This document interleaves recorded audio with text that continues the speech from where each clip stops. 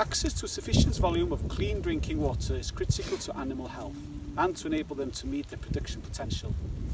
Daily water volume demand is dependent on animal live weight, whether or not they're lactating, and on temperature.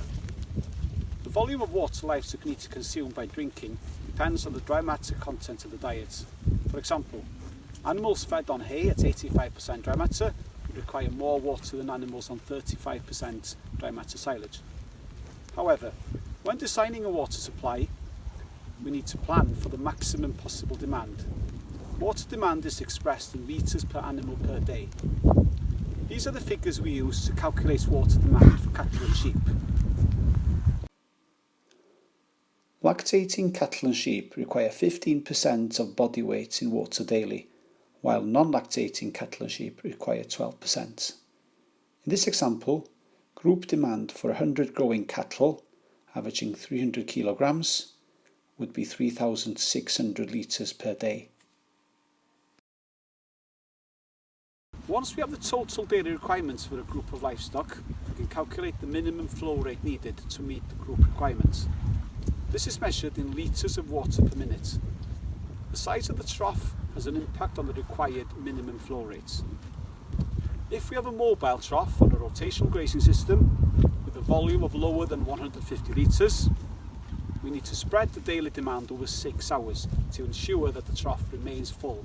Whereas, if we have a larger capacity trough, we have the reserve of water to act as a buffer. We can spread this demand over 8 to 9 hours. We also need to take drinking space into consideration on deciding on trough size, particularly for dairy herds.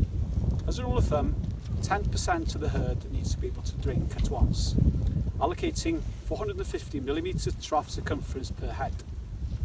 This is how we calculate the minimum flow rate requirement. In this example, we use a figure of 3,600 as the total group demand.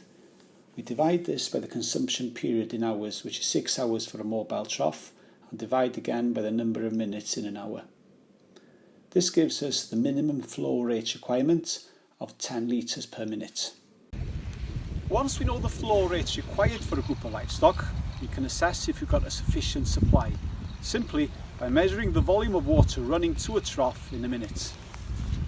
Like so. If we time a minute and then measure the volume in the bucket. If we needed to increase flow rates, we either need to increase our supply pipe diameter and or increase the water pressure. In the next video, I'll be describing different options for water systems.